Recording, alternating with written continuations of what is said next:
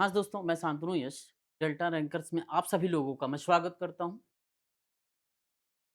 UPSC CSAT के question की उसी सीरीज के अगले नंबर के क्वेश्चन पे हम चलते हैं। क्वेश्चन दिया गया है और क्वेश्चन ये है कि P comma Q comma R comma S और टी को 1 से 5 तक कोडित किया गया है। इसी क्रम में होनी हो ये आवश्यक नहीं है। पी की कोटि 4, क्यू की कोटि 5 नहीं है। पी की कोटि 4 है लेकिन पी की कोटि 4 नहीं है। क्यू की कोटि 5 नहीं है, अर्थात P बराबर 4 है लेकिन Q बराबर 5 नहीं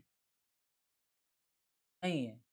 S की कोटि 2 नहीं है, T की कोटि 3 नहीं है, तब निम्नलिखित में से कौन-सा कथन सही है? इसमें पहला स्टेटमेंट दिया गया है, यदि यदि यस यदि यस की कोटि 3 है, तब T की कोटि 2 है। दूसरा स्टेटमेंट, यदि Q की कोटि 3 है, तब T की कोटि क्या है आपका? 5 है। तो इसमें दिया गया है इनमें कौन से ऑप्शन सही हो सकते हैं? इंग्लिश वाले में देखते हैं P, Q, R, S and T are the coded from 1 to 5, not necessarily in the same order. P is coded 4, Q is not coded 5, R is coded 1, S is not coded 2, T is not coded 3. 3. Which of the following are correct? S is coded 3, T is coded 2, Q is coded 3, then T is coded 5. What?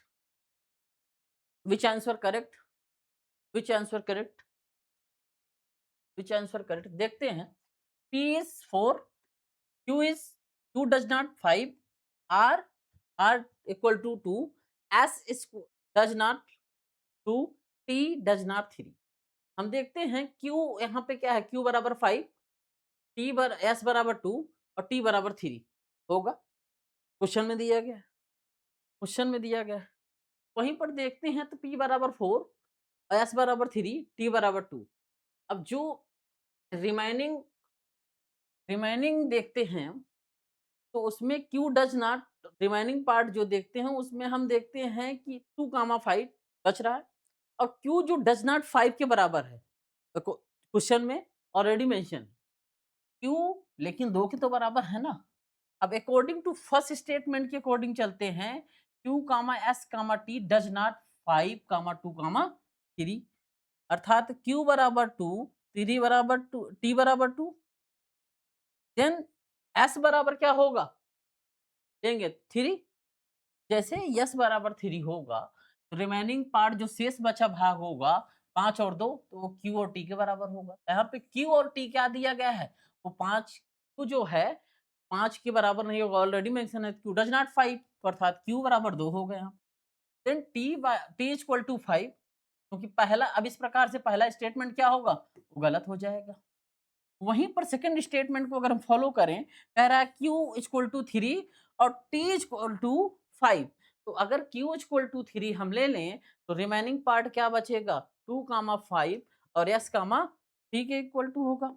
अगर S कामा T होगा तो S बराबर 5, T बराबर 2, second statement भी क्या होगा?